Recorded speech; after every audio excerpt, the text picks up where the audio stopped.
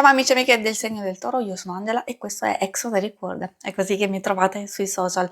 Questo è l'oroscopo settimanale dal 26 gennaio al 1 febbraio. Prima di iniziare vi ricordo che è una stesa generica, prendete solo ciò che vi risuona e se volete potete integrarla col vostro ascendente. In descrizione trovate le recensioni dei mazzi usati, i link per acquistarli e i link alle playlist per conoscere il significato delle carte della Sibilla Lenormand e della Sibilla italiana. Vi invito a iscrivervi e abbonarvi al mio canale per sostenere il mio lavoro. Vi ringrazio moltissimo se lo farete o lo avete già fatto. E adesso partiamo con la lettura. Andiamo innanzitutto ad inquadrare come andrà la vostra settimana, energie principali, poi vedremo i segni zodiacali da attenzionare, l'amore, il lavoro e le finanze. Come prima indicazione troviamo la dama, soprattutto nelle situazioni emotive, interiori e relazionali, c'è abbastanza sensibilità e quindi massima accortezza alle varie cose che succedono. Lo dico tutte le volte che essendo una stesa generica può riferirsi sia alle vostre stesse energie che devono essere preservate, come vi dicevo, la sensibilità o quantomeno diciamo, un qualcosa che volete proteggere e magari volete dedicare tempo e spazio maggiormente a voi stessi. Questo da un lato, però potrebbe essere anche una persona importante o da attenzionare, da osservare che da un lato può essere di sostegno, di aiuto, di conforto e invece magari ci sono altri aspetti, altre cose che poi vedremo andando ad analizzare la parte sentimentale e relazionale. Con la carta dell'anello può anche darsi che ci siano delle proposte, delle cose da sia da accogliere da un lato, perché potrebbero essere molto interessanti. È bello l'anello perché parla di unione, di accordo, di impegno, di magari anche nuove possibilità di riconciliazione, di ritrovarsi. A volte abbiamo quelle occasioni di incontrare delle persone dove si è già parlato di un qualcosa o potrebbe esserci una nuova proposta, delle idee di condivisione, di progetti, eccetera. Quindi direi che è molto interessante magari per alcuni desideri, alcuni sogni, alcune cose che volete realizzare, cose che forse avete lasciato in sospeso precedentemente, oppure se avete ancora dei dubbi, forse è arrivato il momento giusto di scioglierli. Infatti la luna ha quell'aspetto ambiguo che può essere sia positivo che negativo, quindi se da un lato ci dice di fare attenzione a alcune influenze esterne che possono essere un po' pesanti, anche sottostare ai cambiamenti, sbalzi di umore di alcune persone, questo sì, o alcune cose che si ripetono e che ritornano dal passato.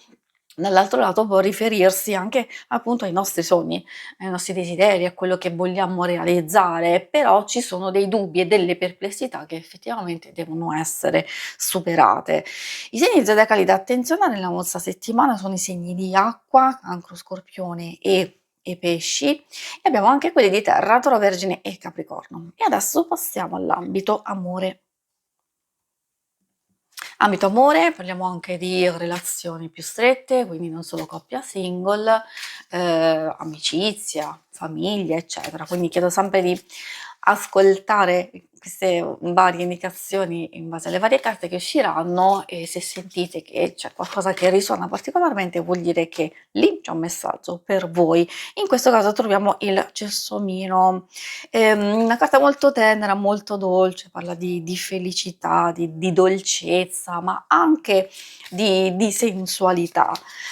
Quindi vuol dire che c'è un buon inizio abbastanza positivo, se ci sono delle cose, come abbiamo visto, dubbi e perplessità, probabilmente andranno a sciogliersi nel corso della settimana. E infatti abbiamo anche il bellissimo mughetto che parla di felicità ritrovata, parla di anche ripresa di comunicazione, quindi se c'è stato un distacco, un allontanamento, un qualcosa che poteva sembrare compromesso in una relazione, in un rapporto, allora si riuscirà a chiarirsi.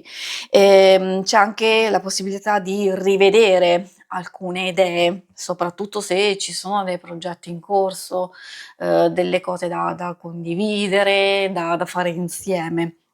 E poi il bellissimo fiordaliso, che appunto va a sottolineare non solo, la complicità, la massima condivisione, anche possibilità di prendere delle scelte importanti per i vostri sogni e per il vostro, futuro.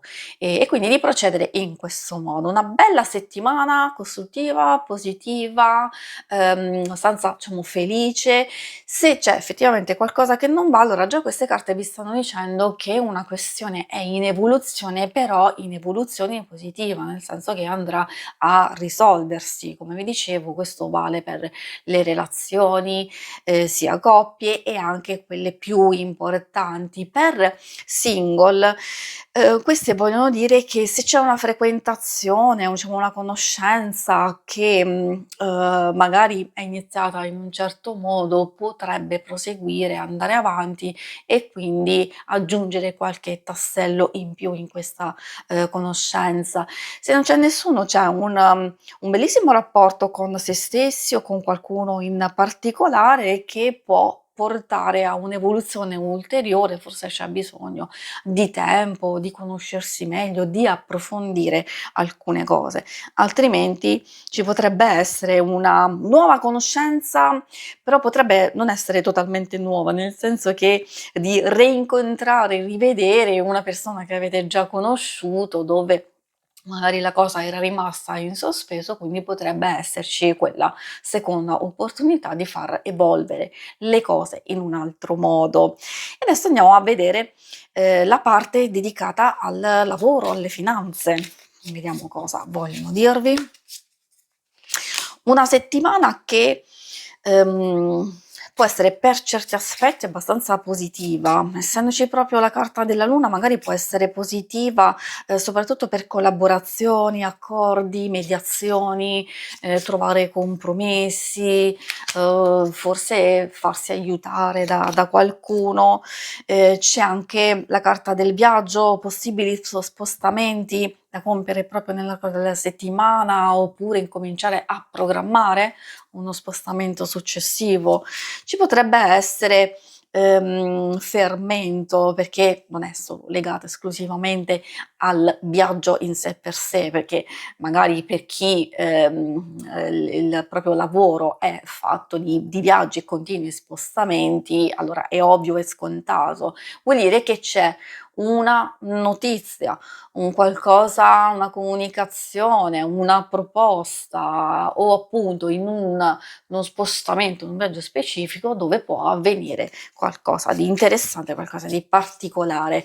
E poi non solo, può portare anche a un buon esito di qualche situazione, come abbiamo visto, la carta della luna è abbastanza ambigua e quindi ha i suoi aspetti positivi, ha i suoi aspetti negativi, nel senso che se ci sono delle cose che non avete ancora potuto, diciamo, sistemare, probabilmente c'è la possibilità di, superare un ostacolo, un blocco, oppure una difficoltà che può riguardare, diciamo, una persona nello specifico.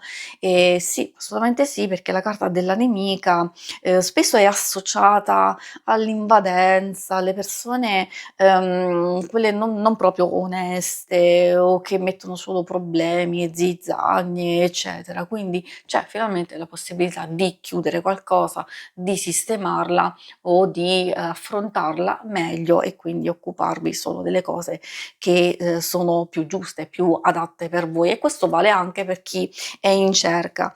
Valutare spostamenti, valutare un cambiamento anche nella vostra ricerca, oppure qualche proposta che può arrivare, assolutamente sì, questo lo capirete voi, perché effettivamente questa carta può parlare di telefonate, messaggi, mail, tutti i tipi di comunicazione che in qualche modo devono essere valutate, quindi se sono subito cose che non vi convincono, allora di lasciar subito andare. Magari può saltar fuori qualcosa di interessante che ha bisogno un po' più di tempo, di essere compresa, o ci sono più possibilità di fare anche più incontri, più colloqui per poi poter decidere con più chiarezza. Si conclude qui la lettura, vi ringrazio per avermi seguita. Se volete in alto a destra trovate il logo per iscrivervi al canale, mentre in basso trovate le schermate per vedere il vostro oroscopo mensile e lunare quindicinale. Alla prossima, vi auguro una buona settimana. Ciao!